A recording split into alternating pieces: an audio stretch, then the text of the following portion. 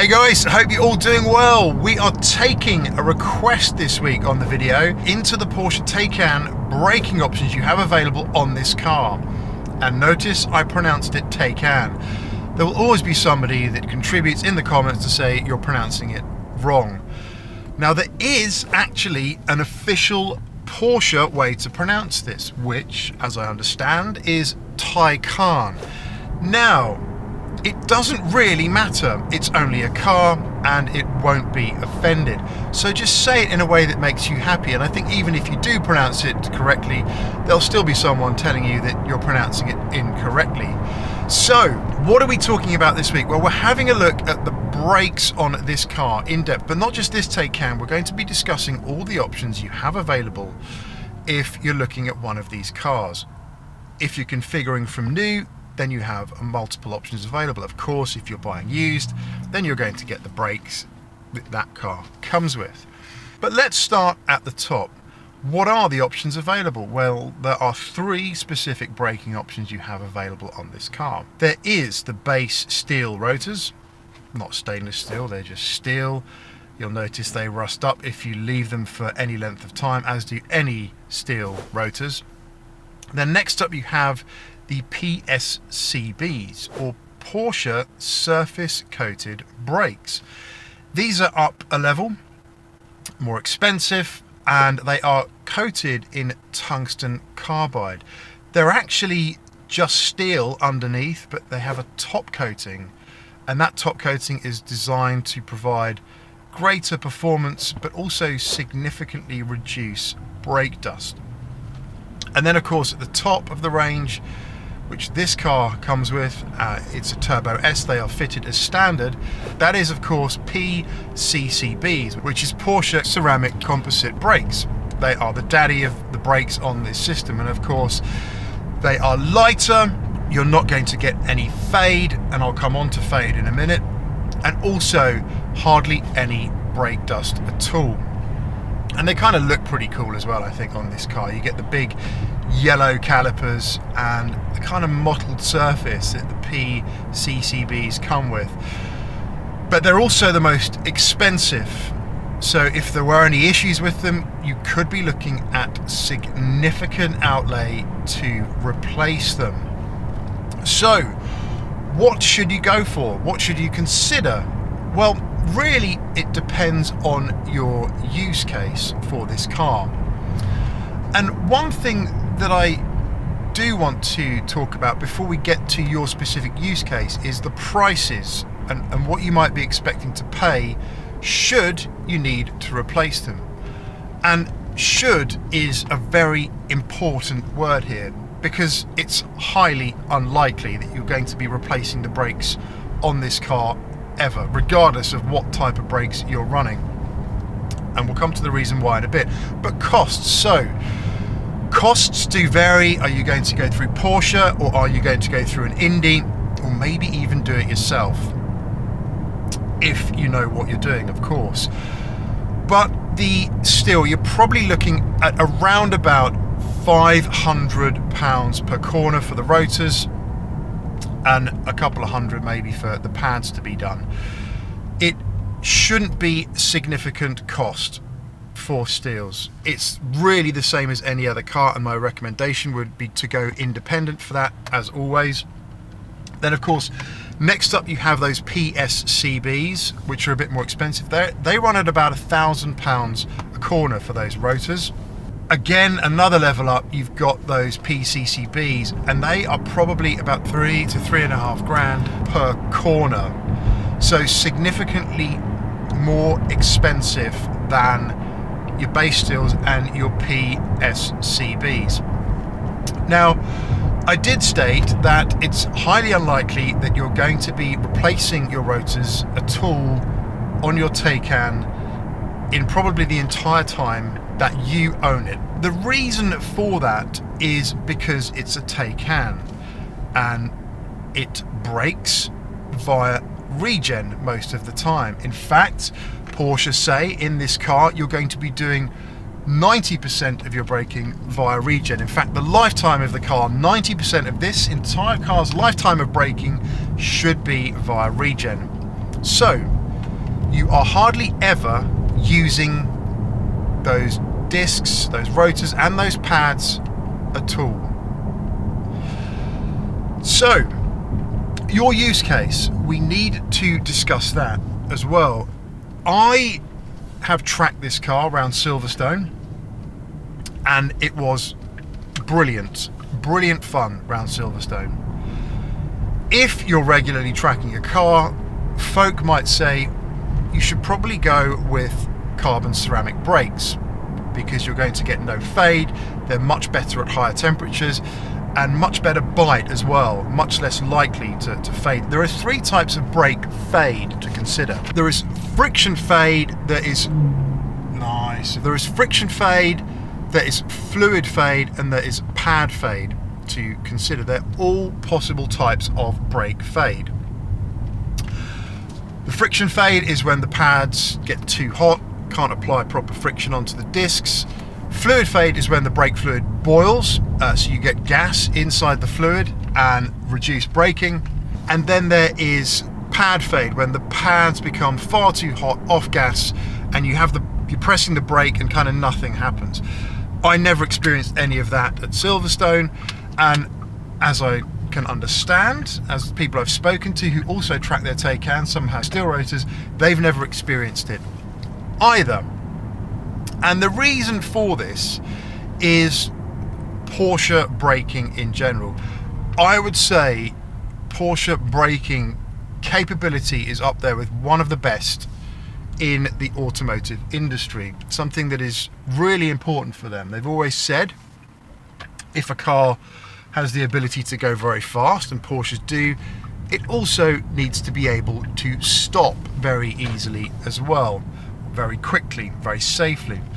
And I did hear an engineer once say that if a Porsche can get to 60 in 5 seconds, it needs to be able to stop from 60 in half that time, so 2.5 seconds. Another quick thing to note is ABS. Of course, all these cars come with ABS. If you're hitting the ABS when braking, you are beyond the limits of the tyres, not the brakes. That's when the tyres lose their grip and slide across the surface because of the mass of the car pulling them over it. Of course, ABS releasing the brakes slightly to let the wheels move and keep control of the car. Your best braking is right on the limits before ABS, right on the limits of braking traction, because every time the ABS fires and releases those brake calipers just momentarily, you're not actually braking. ABS is designed not to improve your braking, but to maintain control of the car whilst braking, so you can still steer left and right. Always remember that little factoid as well. Every Porsche that you're in, if it gets to speed at a certain time, it needs to be able to get off that speed to zero in half that time, which is a pretty impressive ask. And also, I understand as well, Porsche brakes all have to go through a torture test, and that torture test is the car reaches 80% of Vmax, its top speed, and then brakes to zero, and it does that 25 times in a row in quick succession to see if it can handle it. And I believe that's probably about 130 miles an hour or so in the Taycan. Taycan tops out at 162, I'm just guessing here, but about that. So it's quite a bit of brutal braking. And again, use case, right? If you are going to track your Taycan regularly, and tracking your Taycan is a bit of a palaver, and I'll come on to that in a bit, but if you're going to track your Taycan regularly, you probably want the PSCBs. Now, I'm going to go out on a limb here. I would never recommend the PSCBs. That is the Porsche Surface Coated Brakes. Either go full fat PSCBs or go steel. And the reason for that is I have seen folks say they've had issues with their PSCBs, specifically around degeneration of that tungsten carbide surface. We have to remember that underneath they are just steel, so if they rust from the back or anywhere else, it could potentially affect the surface of those brakes. It could pop the surface off, and I've seen some photos to that effect. And I wonder if you're using the Taycan brakes enough to keep the surface clear. The other thing about PSCBs is they do wear out and they are still expensive to replace. If you're going to have brakes that do wear out, then you might as well just get the steels. And as I say, in the lifetime of a Taycan, it's very unlikely that you're going to be having to replace your discs at all, unless of course you track your car a lot. Now, let's just say you do track your car a lot. You do want to track your car. I would say either steel or PSCBs is what you need. Now, the problem with the Taycan is it's very unlikely you're going to be reaching the thermal limits on the brakes in your track sessions. And the reason for that is Taycans absolutely drink battery juice on a track session. When I went to Silverstone, I was running out of juice way before I was getting anywhere near the limits of the braking system on this car. Absolutely. And you really are going to struggle to get to those limits on a Taycan before you run out of juice, need to recharge, or you've reached the thermal limit of the battery or the powertrain system in this. Unlike a combustion Porsche, which might get there if you've got a 911 and you track it regularly, you probably are going to want PSCBs on your car.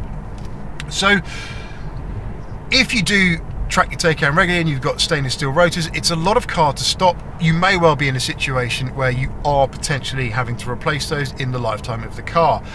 But for the majority of road use in this car, any braking system is going to be more than enough, be it the steels, be it PSCBs, or be it PSCBs, because you're doing all of your braking via regen. In fact, the regen is so good in this, when you do get onto the actual pads, you're doing some really significant braking, which isn't necessarily comfortable to do for all of your average road driving. But this car stops phenomenally well.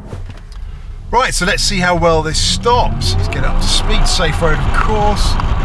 On the brakes, right on the limit of the ABS there, just before it kicked in, and on a dime. For a 2.3 ton car, it's absolutely insane.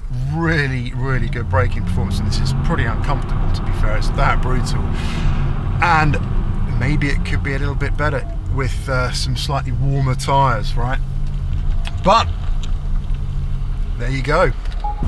One more for good measure.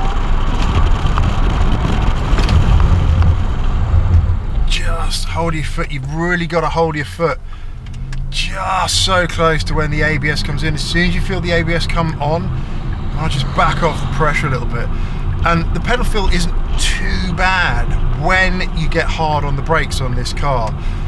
It's that transition from regen to pads when you're doing gentle braking that isn't quite so good. And the best brake feel I've ever had in any car, McLaren, by a long shot. This car stops painfully well. How do you tell if your pads and discs are worn out? Well, with steels, you get a lip forming, and a visual lip will imply they're worn out. You can also get a gauge on them, and there's minimum thicknesses by Porsche, and they'll say if you're below that, you should be replacing them, of course. With the PSCBs, it is not so much on the thickness that's going to be implying whether they need to be replaced. It's more likely going to be a quick visual inspection. If that tungsten carbide surface is starting to appear worn through, they'll say that they're no longer in their best condition and need replaced. Again, for PSCBs, the carbon ceramics, it's most likely to be a visual inspection. Are they damaged?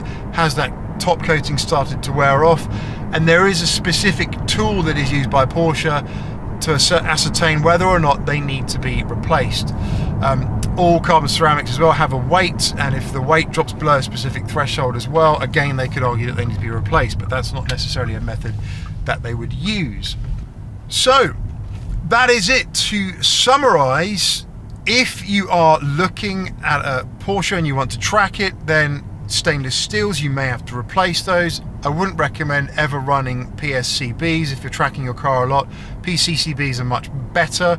They're going to last significantly longer if you track your car, even a lifetime potentially, because it's really hard to wear out carbon ceramic brakes. You're going to be getting through the pads much more quickly. So that's something to bear in mind here as well. So I hope that helps a little bit. I hope that gives you a bit of a picture in terms of what to expect from Porsche and the brakes. That's it for this one. Do stay safe, stay well. See you on the next one, and bye for now.